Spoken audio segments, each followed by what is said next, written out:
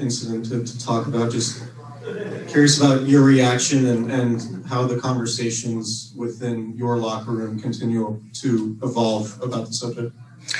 Yeah, it's devastating news. I didn't know about it until this morning when I woke up, and so first and foremost, just thinking about the city of Sacramento and all the families who are affected, the victims, the survivors, the people who are injured, just so many lives devastated. And so everybody with the Warriors, we all share in your city's grief, and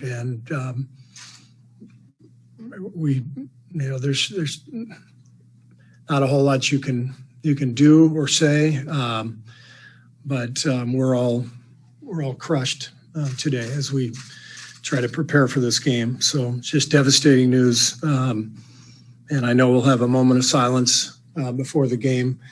And I'll be honest, I think it's the right thing to do to have a moment of silence, but I'll be honest, it's probably the 9th or 10th moment of silence that I will have experienced as coach of the Warriors when we mourn losses, our people who have died in mass shootings. So I don't think moments of silence are going to do anything. At some point,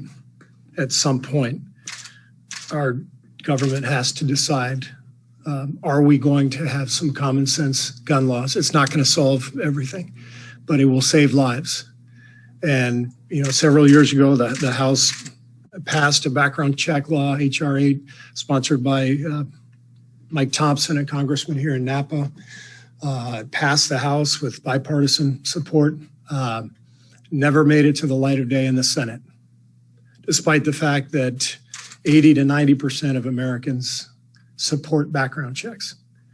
And, you think about all of the common sense laws we could and should put in place if we had any guts, if our government had any guts, if people put others in front of their own career paths, in front of their own reelection campaigns, in front of their own propaganda to manipulate people.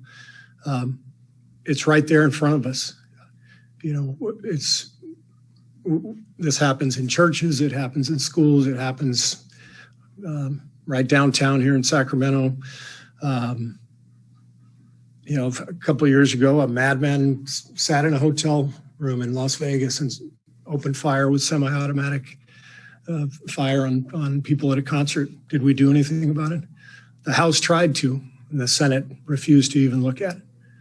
So at some point, I would hope that we would actually think about our fellow citizens and do something about it instead of play politics, because that's all we do.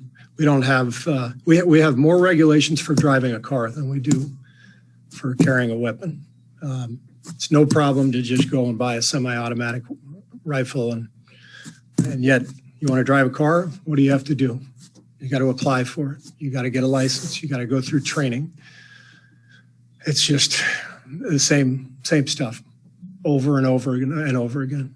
So devastating. And again, I'm so sorry for the victims and their families. And my family has gone through the same thing, and we know how devastating it's. Just life-changing. Everything changes from here for all the victims' families. And it's just time. It's time for us to do something about it instead of have another moment of silence and then send thoughts and prayers.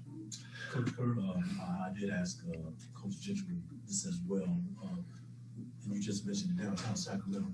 With it being so close in proximity, was there any safety concerns with you and your team, coming in here to play this game? Our security team assured us this morning that everything was, safe on their end, and we were all at the hotel. We didn't have a shoot around or anything, and so we were told that the game would go on, and so here we are.